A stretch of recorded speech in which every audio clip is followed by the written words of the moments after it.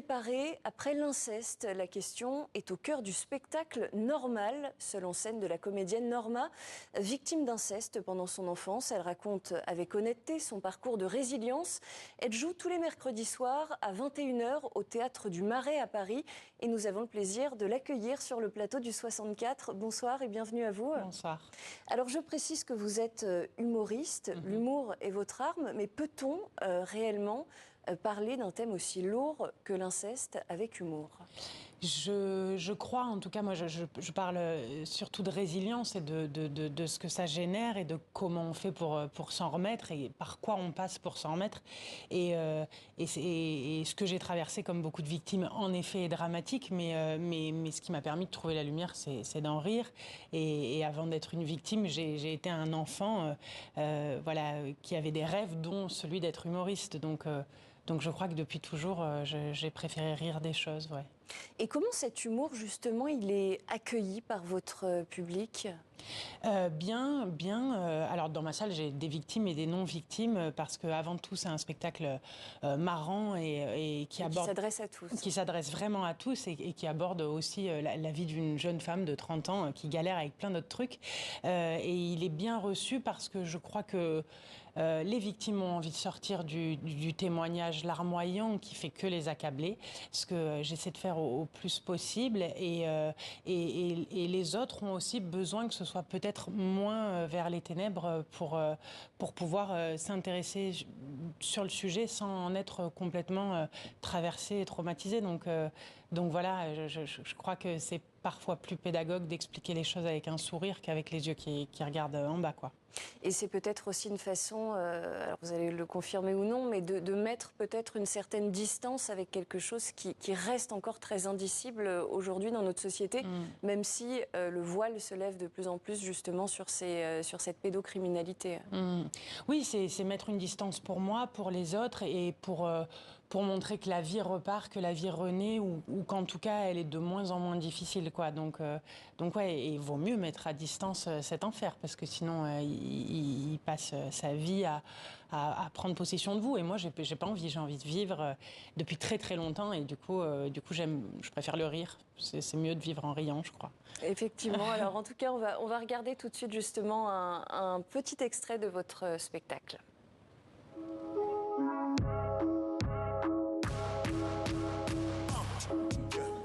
Elle a peut-être raison. Je devrais peut-être pas en rire, je devrais peut-être pas faire un spectacle drôle sur l'inceste. Après, franchement, entre traiter le sujet avec humour ou avec colère, moi j'ai choisi mon camp, camarade. Hein. Non, vraiment, moi je me suis remise. Une déscolarisation, une dépression, un burn-out, une psychothérapie, un procès, et hop là, ça repart. Hein. 20 ans sur 30, qu'est-ce que c'est en somme, hein. Norma, comment est née l'idée de ce spectacle? À quel moment de votre parcours vous avez décidé de vous mettre en scène autour d'aborder ce thème sur scène? Eh ben, je me suis fait surprendre aussi par le sujet de mon spectacle. Donc, n'ayez pas peur de venir. Moi aussi, je pensais que c'était pas possible de rire d'une chose pareille. Moi, je voulais être humoriste. Je voulais faire un spectacle marrant sur ma vie, sur mes tracas, sur mes travers, sur tout ça. Et en fait, au fil de l'écriture, je me suis rendu compte que si j'expliquais pas la cause de toutes mes problématiques, je laissais le doute au fait que j'étais folle, hystérique. Et en fait, non, j'ai eu une histoire qui m'a parfois fait surréagir à des choses, qui m'a parfois fait être tourmentée par des choses. Et donc, j'ai eu envie d'en expliquer la cause. Mais c'était pas du tout mon but à la base. Moi, je voulais juste faire un spectacle sur ma vie, entre guillemets, et dans ma vie, il y a eu ça, donc je l'ai inclus parce que ça fait aussi partie de ma vie. Alors justement, vous, cet inceste, il a eu lieu dans le cadre familial. Comment est-ce que vos proches, votre famille a réagi lorsque vous leur avez annoncé que vous alliez faire ce spectacle? Bien. J'ai eu une famille très soutenante et c'est pour ça, les gens qui regardent cette émission et qui peuvent faire partie de l'entourage des victimes, il faut absolument être soutenant parce que c'est notre seule solution de s'en sortir, c'est d'être cru par les autres et particulièrement ceux qu'on aime et ceux qui nous aiment. Donc moi, j'ai eu de la chance parce que j'ai été soutenue et que tout le monde autour de moi a trouvé que c'était une bonne idée, quoi. Justement, vous disiez tout à l'heure que dans votre public, vous aviez à la fois des victimes et des non-victimes d'inceste. Vous n'avez pas peur qu'à certains moments, certaines de vos blagues, plaisanteries, même si vous riez entre guillemets de vous-même et de la situation, soient mal comprises par des personnes dont la parole n'aurait pas encore été libérée, justement, qui n'en sont peut-être pas au même niveau de résilience que vous? Je me suis beaucoup posé la question parce que je veux surtout pas blesser. Je crois qu'il a été écrit avec beaucoup de bienveillance, même si ce mot est un peu surcoté maintenant, mais je me suis dit, il faut que ce spectacle, moi, je sois capable de l'entendre à n'importe quel moment de mon avancée dans ce traumatisme et dans cette résilience-là. Et du coup, je l'ai écrit en me disant, est-ce que j'aurais pu l'entendre il y a 10 ans? Et je crois que j'aurais pu l'entendre il y a 10 ans. Je crois que j'aurais pu l'entendre avant même de commencer une analyse.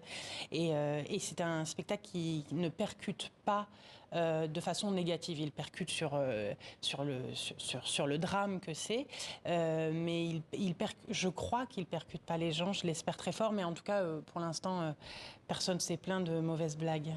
En tout cas, c'est un témoignage intime, on peut le dire. Alors, il y a un autre point important que je voulais aborder avec vous, Norma.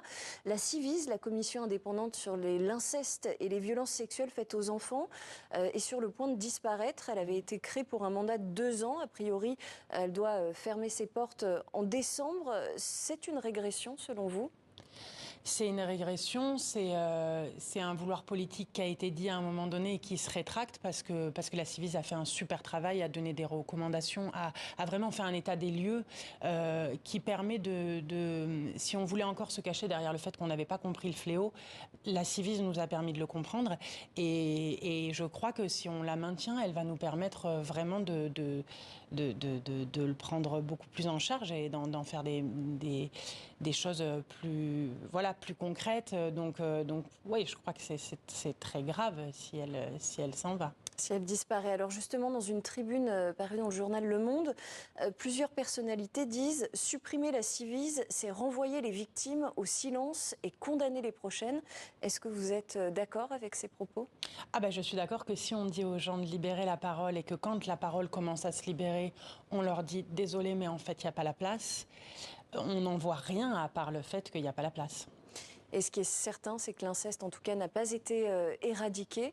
Vous, en tant qu'artiste, en tant que comédienne, comment est-ce que vous voyez votre rôle en tant que personnalité, finalement, dont la parole a été libérée au terme d'un long processus, on l'imagine?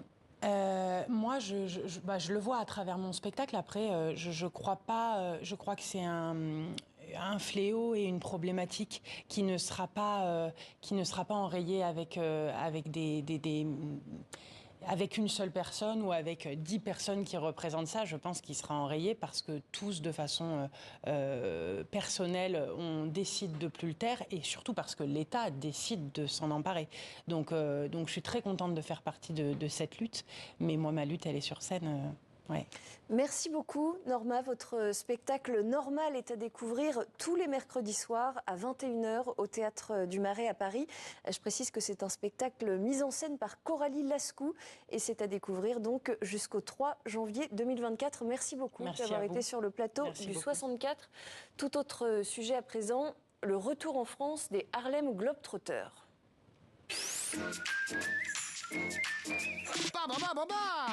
Les légendaires Harlem Globetrotters sont de retour en 2024 pour une tournée événement. Les 6 et 7 avril à Paris pour un week-end de fête à l'Accor Arena et en tournée dans toute la France.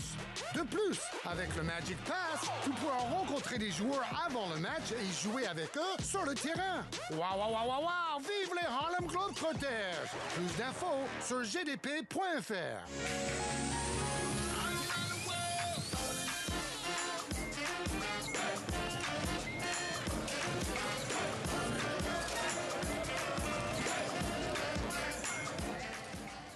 Ils sont donc de retour en France, les Harlem Globetrotters. C'est leur style inégalable, des basketteurs de légende qui n'hésitent pas à casser les codes. Chacune de leurs performances est un spectacle hors norme. Leur tournée française débute le 16 mars 2024. 2 d'entre eux sont avec nous aujourd'hui. Bulldog Mac, bonsoir. et Torch Georges, bienvenue à tous les deux. Alors les Harlem Globetrotters, ce n'est pas une simple équipe de basketball. Comment est-ce que vous vous définiriez ? Oh my God! I mean, it's a mixture of great C'est un mélange de grands joueurs de basketball et de divertissement. It's a comedic show. I mean, C'est de la comédie. Bulldog, vraiment, c'est un showman et on ne sait jamais ce à quoi on peut s'attendre. Il peut attraper le popcorn de quelqu'un qui est dans le public, leur mettre de l'eau sur la tête. Bon, personne ne verra un jeu pareil à celui-là, hommes et femmes ensemble. On essaie de créer des souvenirs. On aime être ici à Paris. Vous êtes les meilleurs fans du monde. Eh bien, on attend beaucoup d'être de retour ici. Les Harlem Globetrotters, c'est aussi un symbole très fort contre l'Amérique des discriminations.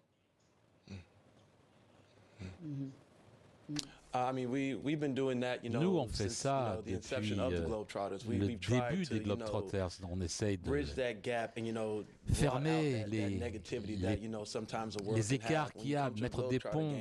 Et lorsqu'on arrive à un jeu, on se réunit tous pour s'asseoir, voilà, se défaire de tous nos soucis et d'avoir un bon show familial.